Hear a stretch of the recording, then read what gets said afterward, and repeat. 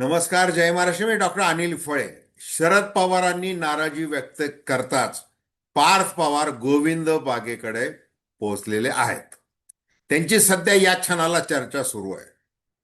आता हे पवार कुटुंबातलं परस्परांचं जे काही आत्मीयतेचं नातं आहे, ते नातं लक्षात न घेता भारतीय जनता पार्टीच्या पाठबळाने सुनील तटकरे, प्रफुल्ल पटेल आणि छगन भुजबळ आणि राष्ट्रवादी काँग्रेसचे सल्लागार नरेश अरोरा यांनी काय उद्योग करून ठेवलेला आहे, ते महाराष्ट्राच्या दृष्टीने अतिशय क्लेशदायक आहे.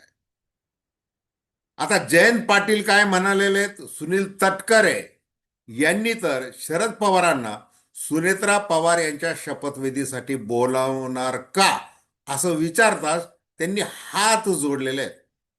बरंचसं सूचक असं ते आपल्या देहबोलीतून व्यक्त झालेले आहे.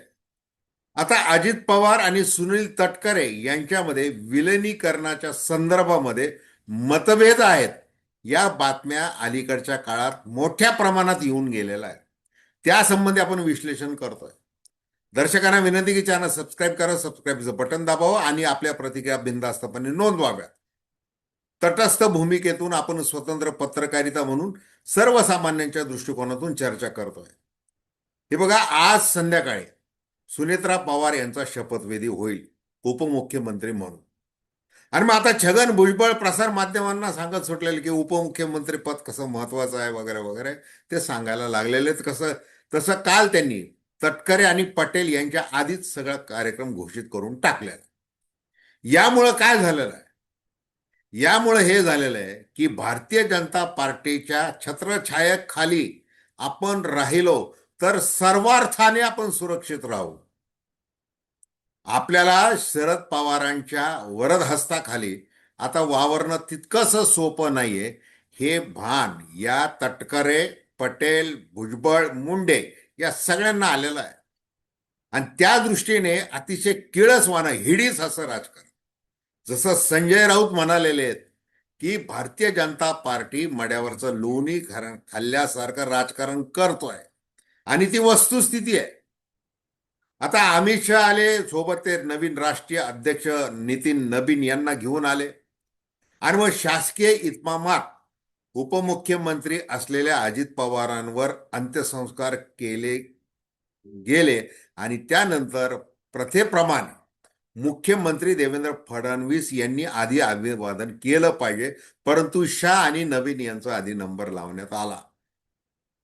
एकूण काय की आता भारतीय जनता पार्टीच्या गोटामध्ये ज्यांना कूटनीतीबद्दल अतिशय मोठा सार्थ अभिमान आहे, गर्व आहे, अहंकार आहे, अशी मंडळी वेगवेगळ्या बातम्या पेरत आहे की बघा सुप्रिया सुळे कशा प्रकारे ते अंत्यसंस्कार आणि त्याच्यानंतरचे सगळे येणं जाणं, लोकांचं स्वांतन करणं या काळामध्ये कशा त्या इकडे तिकडे फिरत होत्या, त्यांची देहबोली काय सांगत होती, की ती आनंद व्यक्त केली जात होती की आता बघा सगळी सूत्र जी आहेत पक्षाची ती माझ्या ताब्यात येईल वगैरे, अशा पद्धतीने सुप्रिया सुळेंना टार्गेट केले. दुसरीकडं ज्या वेळेला एवढा महत्वाचा निर्णय होतोय की अस्थि विसर्जन होतंय, त्यावेळेला सुनेत्रा पवार ह्या शपथ घेतील असं घोषित करणं, त्यासंबंधी वर्षा बंगल्यावर कूटनीती करणं. मग आता सुनील तटकरे हे एकमेव खासदार म्हणून निवडून आले. राज्यसभेवरचे प्रफुल्ल पटेल या दोघांना असं वाटलं होतं त्यावेळेला की आपला मंत्रिपदाचा नंबर लागेल, परंतु तो काही लागला नाही. आणि मग कारण काय दिलं गेलं की राज्य मंत्रिपद देणार होते आम्हाला, परंतु आम्हाला कॅबिनेट मंत्री पाहिजे म्हणून आम्ही ते नाकारलेलं वगैरे, असं ते बातम्या पेरल्या गेल्या. आता आज काय परिस्थिती आहे, जसं आपण अलीकडच्या एका व्हिडिओमध्ये बोललेलो आहोत की दैनिक लोकसत्ताने पूर्ण राजकीय कार्यक्रम जो भारतीय जनता पार्टीच्या मार्फत केला जातोय आणि शरद पवारांना जाणीवपूर्वक दूर ठेवलं जात आहे, या संबंधी आपण बोललेलो आहोत.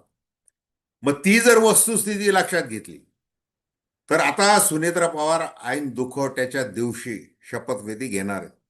समारंभ शपथविधीचा साध्या वातावरणात होईल वगैरे, ह्या सगळ्या गोष्टी होतील, परंतु याच्यामध्ये ज्या पद्धतीने राजकारणाचा डाव मांडला गेला आणि इतक्या घाईघाईमध्ये, आणि पुन्हा त्या बातम्या पसरवल्या गेल्या, बघा आम्ही शरद पवारांचा सुप्रिया सुळेंचा कसा गेम केलेला आहे वगैरे, असं ते बोललेलं आहे.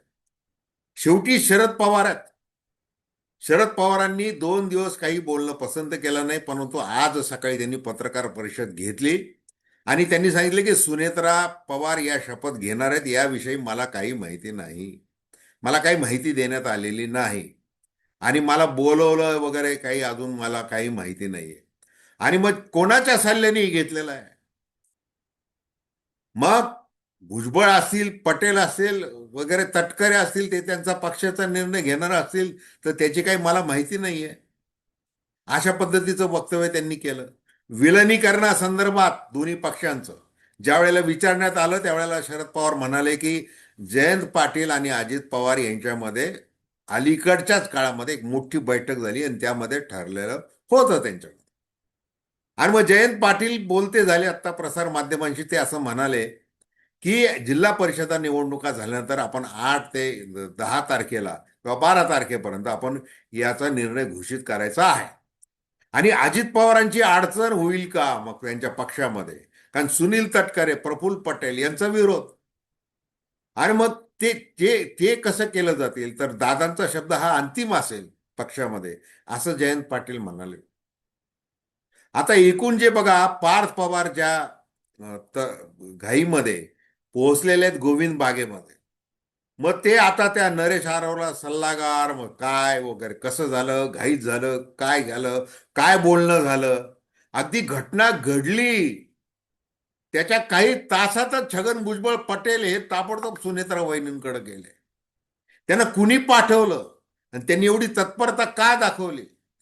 ताबडतोब ते पत्र देणं असेल वगैरे, त्याच्यानंतर 2 दिवसामध्ये ते केलेलं आहे. हे किळसवाणं राजकारण. आणि मग भारतीय जनता पार्टीला आता हे दोन्ही पक्ष एकत्र आले तर शरद पवार आणि सुप्रिया सुळे यांच्याकडे सगळी सूत्र जातील. मग आपल्याला पाहिजे तसं काही लवचिकता आपल्याला दाखवता येणार नाही. आपल्याला स्वबळाचा मार्ग पुढे पत्करायचा आहे. हे सगळं अडचणीचं होईल. त्यामुळं आपण भारतीय जनता पार्टी, महायुती आणि मग कसं आम्ही आता कुबड्या फेकून देणार नाही, आम्ही त्या पक्षाला कसं सांभाळतोय वगैरे अशी भाषा सुरू झालेली आहे. आता आज संध्याकाळपर्यंत बऱ्याच घडामोडी होणार आहेत आणि राजकीय डाव प्रतिडाव महाराष्ट्राला बघावे लागणार आहेत. आणि दुसरीकडे दादा गेल्याचं दुःख कवटाळत हे हिडीस जे राजकारण सध्या सुरू आहे, ते सहन करावं लागणार आहे, इतकंच. तर धन्यवाद.